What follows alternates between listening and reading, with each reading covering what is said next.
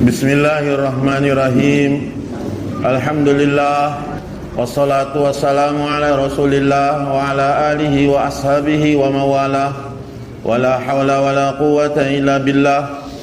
Amma ba'du, qala Allah ta'ala, a'udzu billahi minasyaitonir rajim.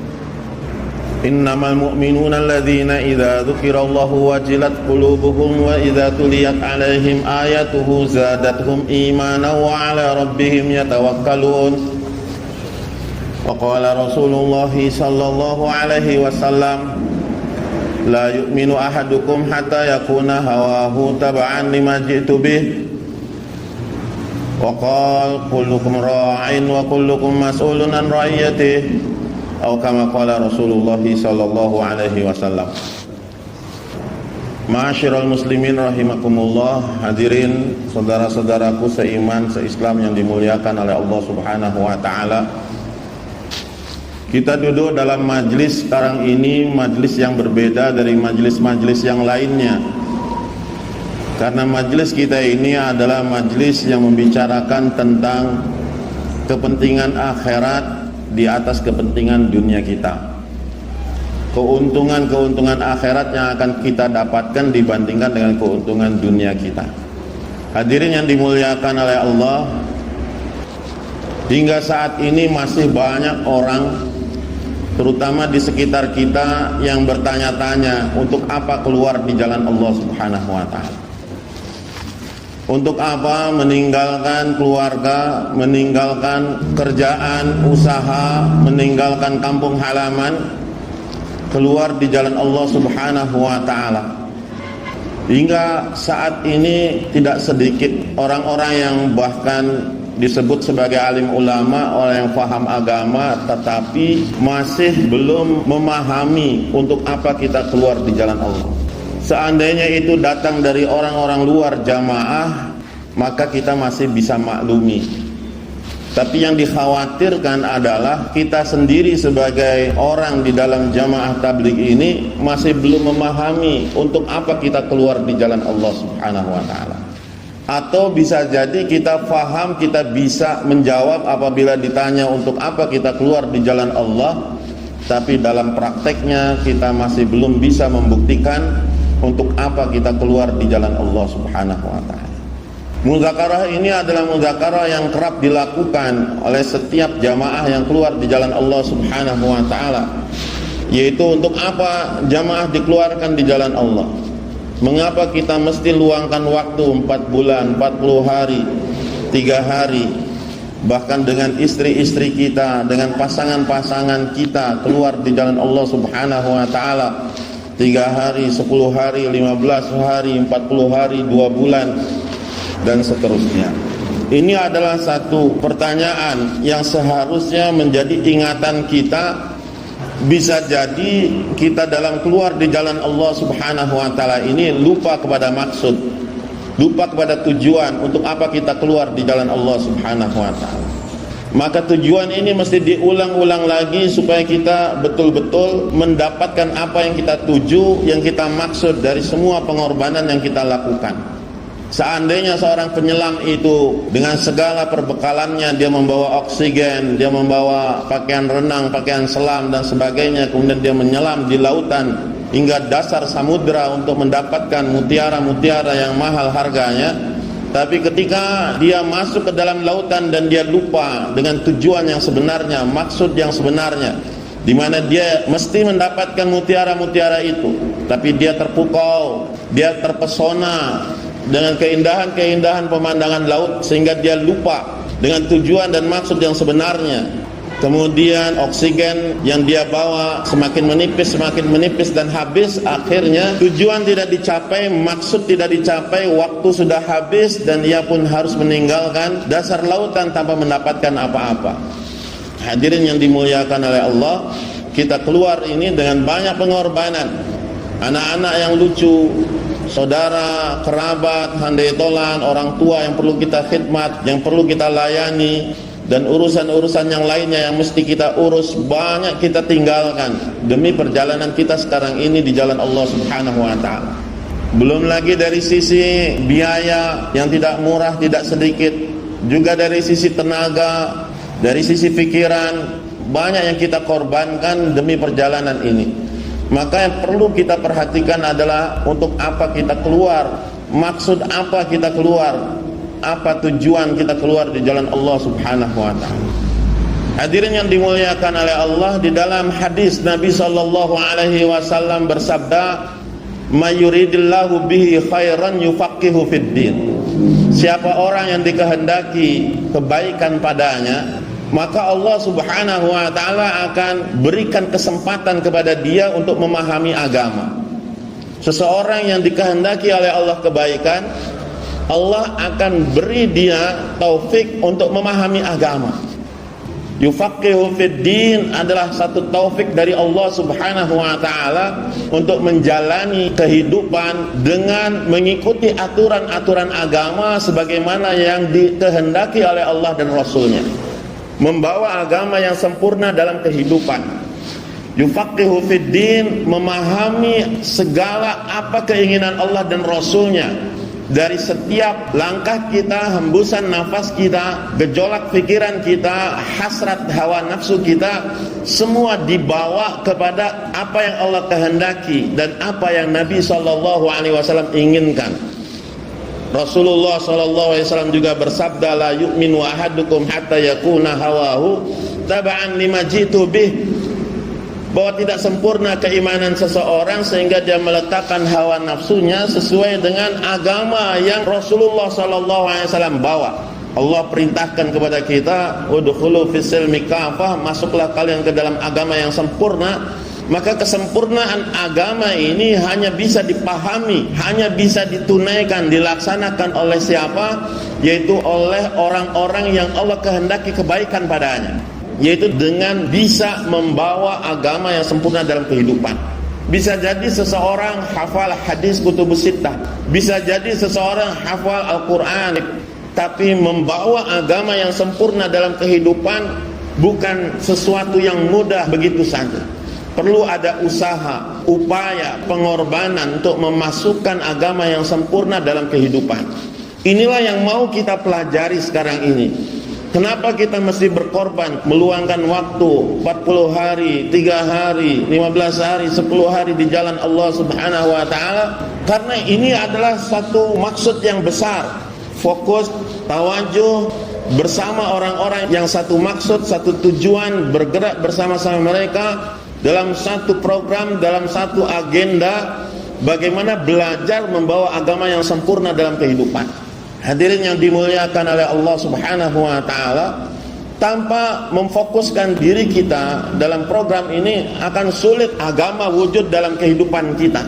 Sepanjang kita masih sibuk dengan pemikiran duniawi, dengan kegiatan-kegiatan duniawi, dengan kesibukan-kesibukan hawa nafsu kita, maka akan sulit agama yang sempurna wujud dalam diri kita. Perlu ada usaha bagaimana kita mengorbankan diri, menekan hawa nafsu kita untuk tunduk dan patuh sesuai dengan kehendak Allah dan Rasulnya. Inilah tujuan yang utama. Maka barometer kita berhasil dari keluar di jalan Allah SWT ini, tidak ada ijazah, tidak ada sertifikat, tidak ada rapot. Kita tidak akan, oh ini orang-orang yang lulus dari 4 bulan 40 hari, kemudian kita akan mendapatkan rapot dengan ada nilai di situ. Tidak. Kita tidak mendapatkan itu. Pembuktian dari berhasil tidaknya kita keluar di jalan Allah adalah ketika kita pulang, apa yang kita bawa, kerisauan apa yang kita bawa, kesibukan apa, kegairahan apa, kesenangan apa yang kita bawa. Apakah yang kita bawa itu sama dengan sebelum kita keluar, ataukah sudah berbeda, mengalami kemajuan? Maka disinilah masa kita ini ditantang dalam 40 hari itu untuk pembuktian. Seandainya kita mengaku sebagai muslim, sebagai mukmin, sebagai muslimah, mukminah, maka pembuktiannya adalah kehidupan keseharian kita.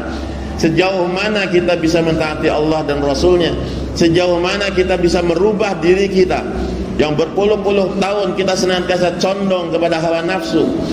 Maka kita belajar sedikit demi sedikit. Kita seolah-olah masuk ke dalam madrasah Nabi SAW, supaya pikiran kita terjaga, pandangan kita terjaga, pendengaran kita terjaga, gejolak hati kita juga terjaga, dan hawa nafsu kita juga terjaga. Disitulah pentingnya kita keluar di jalan Allah Subhanahu wa ta'ala. Keluar 40 hari bisa saja dilakukan oleh semua orang, tapi ketika kita tidak bisa mengontrol hawa nafsu kita dalam 40 hari, kita tidak ikut kepada apa yang dikehendaki dari keluar di jalan Allah SWT ini, maka apapun maksud yang kita tuju akan sirna begitu saja. Kita tidak akan mendapatkan apa-apa. Masyayikh kita katakan, orang keluar di jalan Allah itu dia tinggalkan keluarga, rumah, saudara-saudaranya, pekerjaannya, kesibukannya, semua dia tinggalkan, tapi justru hawa nafsunya tetap bersama dia. Setan iblis bersama dia. Dan yang ketiga, kebiasaan-kebiasaan buruknya bersama dia. Setan iblis dan hawa nafsu serta kebiasaan buruk ini, dia tidak perlu tiket, dia tidak perlu bensin, dia tidak perlu ongkos untuk ikut bersama kita. Dia numpang dengan kita. Sekarang kita bayan hidayah, mereka juga sedang bayan hidayah. Setan, hawa nafsu, iblis, kebiasaan buruk itu sedang dibayan hidayahi sekarang. Berusaha bagaimana supaya kita gagal dalam 40 hari ini. Hadirin yang dimuliakan oleh Allah, maka yang pertama dan utama adalah kita niat yang betul. Pertama adalah kita keluar di jalan Allah, mau memperbaiki diri saya. Saya mau memperbaiki diri. Saya mau menyempurnakan agama dalam kehidupan saya pribadi, dalam keluarga saya. Ini yang kita mau usahakan, niatkan dalam diri. Saya mau memperbaiki diri dengan mewujudkan agama yang sempurna dalam diri saya, dalam keluarga saya. Itu kita masukkan betul-betul niat yang sempurna di dalam diri kita, agar Allah Subhanahu wa ta'ala ridho kepada saya. Jangan rusak niat kita dengan apapun. Niat ini akan rusak ketika apa? Dalam perjalanan kita keluar di jalan Allah, lalu terlihat aib-aib saudara kita, aib-aib sesama jamaah, aib-aib tuan rumah yang kita datangi, aib-aib orang kampung yang kita datangi. Maka ketika kita melihat kekurangan-kekurangan itu, disitulah mulai niat kita beralih dari niat memperbaiki diri, akhirnya niat memperbaiki orang lain.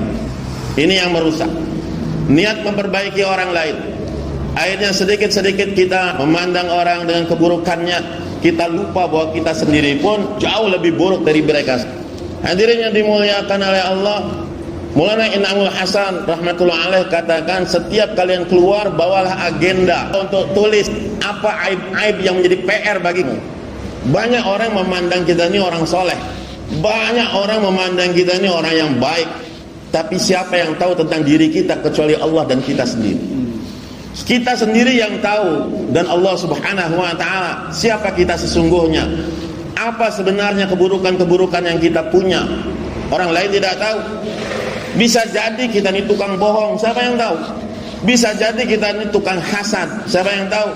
Iri, dengki, pendendam, pemarah, tersinggungan, emosian mungkin ada dalam diri kita. Bahkan bisa jadi kita ini sebetulnya bakhil, kita ini kikir, orang lain tidak tahu. Bisa jadi kita ini orangnya adalah pemarah, orang lain tidak tahu. Tapi disinilah kita belajar untuk memperbaiki diri. Dan yang paling parah adalah ketika apa? Yang orang lain tidak tahu bahwa sebetulnya keimanan kita ada cacat kepada Allah SWT. Kita ucapkan la ilaha illallah, kita ucapkan Allahu Akbar, kita ucapkan Allah yang Maha Kuasa, bibir kita, tapi kita masih menganggap besar selain Allah, bergantung kepada selain Allah, mengharap kepada selain Allah, meminta kepada selain Allah. Bisa jadi mulut kita pandai berbicara, bayan, muzakarah dan sebagainya, tapi hati kita siapa yang tahu? Maka ini adalah urusan kita dengan Allah Subhanahu wa ta'ala. Yang paling utama dari memperbaiki diri ini adalah apa? Perbaikan iman kita. Kita belajar untuk tawajuh kepada Allah, ikhlas kepada Allah Subhanahu wa ta'ala, bertumpu kepada Allah Subhanahu wa ta'ala, meyakini Allah dengan sebenar-benarnya keyakinan. Hadirin yang dimuliakan oleh Allah, ini perkara yang susah, ini perkara yang berat. Belum tentu dengan 40 hari akan didapatkan, belum tentu dengan 4 bulan akan didapatkan. Karena mata kita, telinga kita, pikiran kita ini semuanya dikuasai oleh duniawi yang kita lihat, yang ada di hadapan kita. Sehingga untuk menafikan selain Allah, la ilaha, itu sangat berat. Itu sangat berat. Untuk menafikan la ilaha itu berat. untuk mewujudkan illallah itu jauh lebih berat, jauh lebih berat. Maka para masyayikh kita mengatakan, perbanyaklah dakwah ilallah untuk memperbaiki keyakinan. Omongkan Allah walaupun tidak ikhlas, omongkan Allah walaupun kita masih bergantung kepada yang lain, omongkan Allah walaupun dunia masih besar di hati kita. Bicarakan Allah, bicarakan Allah. Lagi dan lagi kebesaran Allah kita bicarakan, karena itu jalan satu-satunya untuk mewujudkan kebesaran Allah di dalam hati kita. Gunakan kesempatan untuk apa? Bicara Allah, bicara Allah, bicara tentang Allah kita, bicara tentang Tuhan kita, bicara tentang Rob kita, bicara tentang pemberi rizki kita, pemberi hidup kita, yang mencabut nyawa kita, yang menguasai hati dan pikiran kita, yang menguasai seluruh alam semesta. Bicarakan itu. Kalau kita masih belum bisa untuk berbicara tentang Rob kita, bagaimana kita mengaku kita cinta Allah, sayang Allah, hamba Allah, kalau kita tidak bisa berbicara tentang kebesaran Allah? Maka hadirin yang dimuliakan oleh Allah, luangkan sebanyak-banyaknya kesempatan untuk berbicara tentang Allah. Hentikan berbicara tentang makhluk, hentikan bicara tentang duniawi, hentikan bicara sia-sia, hentikan bicarakan tentang orang lain, bicarakan tentang Khalik sang pencipta. Maka kebesaran Allah akan masuk dalam hati kita. Ini obat yang paling utama, ini resep yang paling utama yang datang dari Allah dan Rasulnya, supaya yakin kita betul kita memperbaiki iman kita, yaitu dengan banyak bicara tentang Allah subhanahu wa ta'ala. Allahumma salli wa sallim ala sayyidina habibina syafi'ina wa dhuhrina maulana Muhammad salli wa radhiyallahu anhu sadatina ashabi rasulillahi ajma'in. Rabbana ighfir warham wa antal rahimin. Allahumma hdina wahdi bina wahdina jami'a waj'alna sawaban liman ihtada. Rabbana taqabbal minna innaka antas samiul alim wa tub alaina innaka antat tawwabur rahim. Rabbana atina fid dunya hasanah wa fil akhirati hasanah wa qina adzabannar. Sallallahu ala khairi khalqi Muhammadin wa ala alihi wa sahbihi ajma'in walhamdulillahi rabbil alamin.